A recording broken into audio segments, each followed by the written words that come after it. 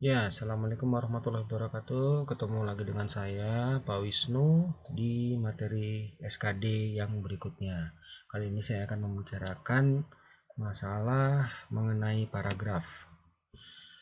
Mungkin kalian sudah membahas, sudah pernah mendengar dari pelajaran bahasa Indonesia mengenai paragraf.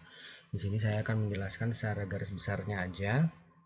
Ya, paragraf itu berasal dari bahasa Yunani yaitu paragrafos yang berarti menulis di samping atau tertulis di samping.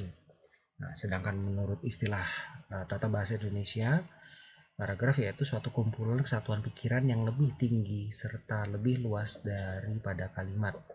Jadi kalau kalimat kan cuma ada satu kalimat, dua kalimat. Nah, kalau paragraf ini adalah sekumpulan kalimat yang terdiri dari beberapa kalimat yang saling mendukung dan mengangkat satu pikiran pokok.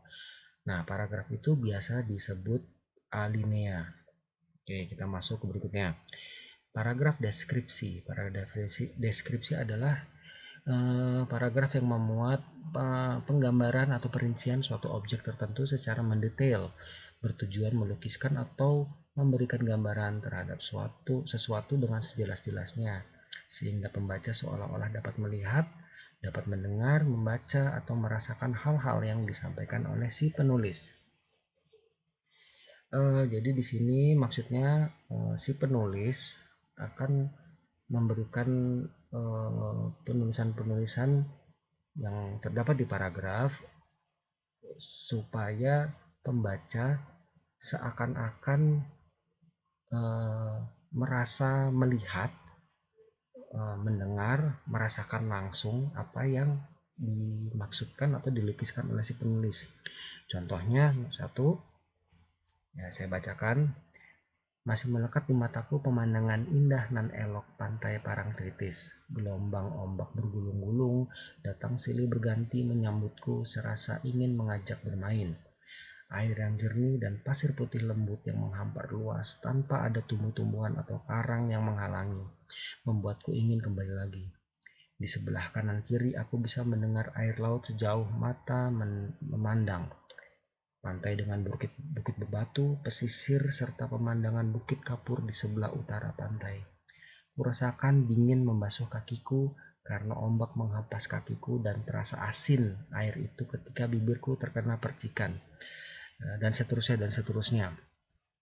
Nah, jadi di sini seperti kita lihat si penulis memaparkan di sini masih melekat di mataku pemandangan indah nan elok pantai Parangtritis. Jadi dia menyebutkan di sini pemandangan yang indah. Kemudian dia menuliskan juga gelombang ombak bergulung-gulung datang silih berganti. Kemudian di sini ditulis juga di sebelah kanan kiri aku bisa memandang air laut sejauh mata memandang. Kemudian penulis juga menuliskan kurasakan dingin membasuh kakiku karena ombak menghempas kakiku dan terasa asin air itu ketika bibirku terkena percikan. Nah, jadi di sini si penulis menggambarkan bahwa apa yang dia rasakan dan apa yang dia alami, dia tuliskan semua dalam satu paragraf ini, sehingga pembaca kita ini sebagai pembaca benar-benar merasakan apa yang dirasakan oleh si penulis. Jadi air kakinya terasa dingin karena terkena air ombak, kemudian ada percikan air di bibir yang terasa asin. Jadi kita akan mengalami hal-hal yang dirasa oleh si penulis. Contoh kedua juga seperti itu, bisa kalian baca sendiri. Oke, nah saya lanjutkan ke paragraf argumentasi. Apa itu paragraf argumentasi? Yaitu paragraf yang mengemukakan suatu pendapat atau argumen beserta alasannya dengan maksud membuktikan kebenaran tentang sesuatu. Ya, jadi paragraf ini dibuat dengan menyertakan data-data pendukung, mengumpulkan suatu pendapat, sikap, dan disertai dengan alasan-alasan dan contoh-contoh bukti-bukti yang nyata yang meyakinkan sehingga kita sebagai pembaca akan membenarkan gagasan pokok yang disampaikan penulis. Contohnya, Pantai Parangtritis memang memiliki keindahan eksotis yang membuat wisatawan ramai berkunjung, tetapi juga sering menelan korban. Yang disayangkan, sebagian masyarakat Indonesia masih saja menganggap peristiwa tersebut berkaitan dengan hal-hal mistis, yakni dikarenakan Ratu Pantai Selatan yang meminta tumbal. Padahal ada penjelasan ilmiah di balik musibah tersebut. Para praktisi ilmu kebumian menegaskan bahwa penyebab utama hilangnya sejumlah wisatawan di pantai Parangtritis Bantul adalah akibat terseret rip current. Dengan kecepatan mencapai 80 km per jam, arus balik tidak hanya kuat, tapi juga mematikan. Jadi banyak menimbulkan korban tenggelam yang tidak ada kaitannya sama sekali dengan anggapan masyarakat. Dan seterusnya dan seterusnya. Nah, di sini penulis memaparkan bahwa Parangtritis itu memang memiliki keindahan eksotis, dan kemudian pantai ini juga sering memakan korban tenggelam. Nah,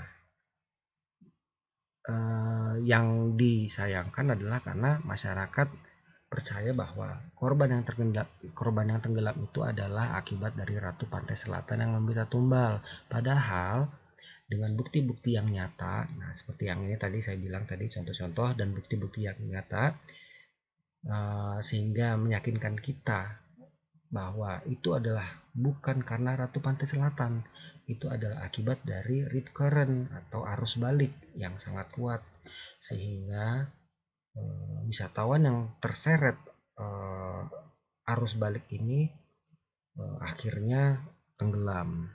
Jadi bukan karena Ratu Pantai Selatan. Nah, itu harus ada bukti-bukti yang nyata seperti itu. Contoh kedua juga seperti itu, kalian baca. Contoh ketiga juga sama. Dan kemudian yang ketiga, paragraf narasi. Paragraf narasi yaitu suatu bentuk wacana yang berusaha menggambarkan dengan sejelas-jelasnya kepada para pembaca suatu peristiwa dalam urutan dan kurun waktu tertentu. Ini merupakan jenis paragraf yang mengisahkan sebuah kejadian atau peristiwa yang di dalamnya terdapat alur cerita berdasarkan urutan waktu, setting, tokoh, dan konflik yang terjadi, tetapi tidak memiliki kalimat utama.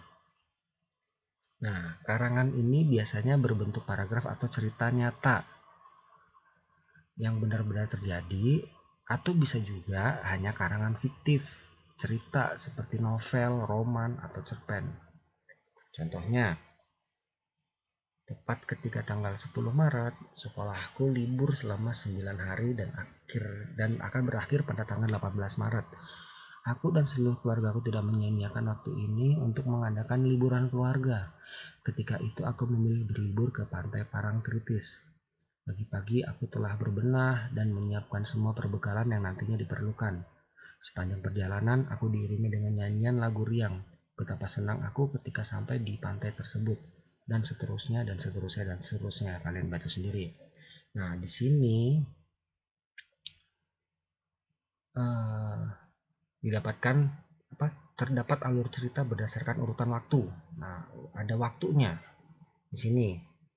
Nah, ini kan bisa saja kenyataan dan bisa juga fiktif. Terus ada settingnya. Yang mana settingnya? Settingnya yaitu di Pantai Parangtritis. Kemudian ada tokohnya. Siapa tokohnya? Tokohnya ya aku dan keluargaku yang sedang berlibur. Konfliknya apa? Konfliknya liburan. Nah, begitu terus dengan contoh kedua, sama. Kalian baca sendiri. Contoh ketiga juga. Oke, lanjut ke paragraf persuasi. Paragraf ini mengungkapkan ide, gagasan, atau pendapat penulis dengan disertai bukti dan fakta benar-benar terjadi. Nah, bedanya paragraf persuasi dengan paragraf yang tadi di atas, argumentasi ya, sorry. Nah, ini di sini kalau paragraf persuasi ini disertai dengan bukti fakta sama seperti yang argumentasi tadi, tapi kalau ini benar-benar terjadi. Jadi kalau yang argumentasi tadi bisa eh, kejadian nyata benar-benar terjadi, atau bisa juga eh, kejadian fiktif atau karangan novel atau cerpen. Nah, persuasi bedanya adalah ini benar-benar terjadi. Makanya contohnya sama seperti yang di atas, pantai Parangtritis gini-gini yang apa tadi akibat Ratu Pantai Selatan, cuman di bawahnya ditambahkan. Oleh karena itu, selayaknya warga masyarakat tidak lagi percaya hal-hal gaib dan bisa mengedepankan penalaran logika atau akal sehat.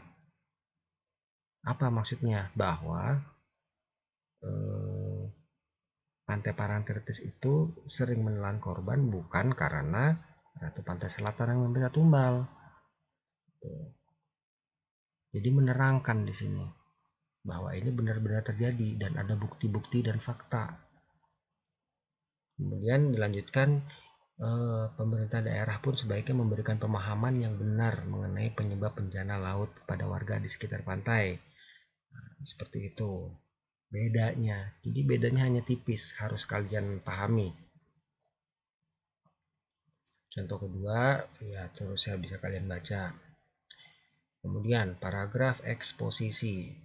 Paragraf eksposisi adalah paragraf yang menjelaskan, menginformasikan, atau memaparkan tentang suatu teori, teknik, kiat, atau petunjuk dengan tujuan memberikan informasi atau menambah wawasan.